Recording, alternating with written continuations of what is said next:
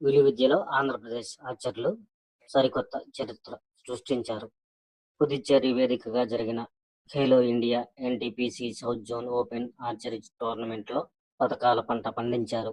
ఫిబ్రవరి 27 నుండి మార్చి 1వ తేదీ వరకు జరిగిన ఈ ప్రతిష్టాత్మక పోటీల్లో ఆంధ్రప్రదేశ్ కీర్తి పతాకాన్ని రెపరెపలాడించారు. ముఖ్యంగా పురుషుల విభాగంలో మనవాళ్లు ఏమాత్రం తగ్గలేదు. విజయవాడకు చెందిన బత్తుల రవితేజ కాంపౌండ్ ఇండివిడ్యువల్ విభాగంలో అత్యంత ప్రతిభను ప్రదర్శించి ప్రత్యర్థులను చిత్తు చేసి రజిత పథకాన్ని ముద్దాడారు.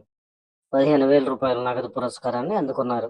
మరోవైపు కాంస్య పథకం కోసం జరిగిన పోరాటంలో ఏపీకి చెందిన కె భరత్ కుమార్ 4వ స్థానంలో నిలిచారు.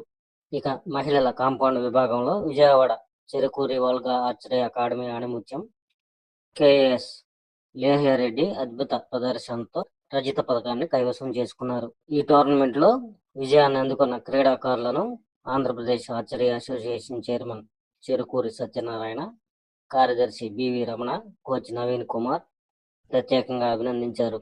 తెలుగు గడ్డపై పుట్టిన ఈ ఆర్చర్లు అంతర్జాతీయ స్థాయికి ఎదగాలని మనం కూడా కోరుకుందాం.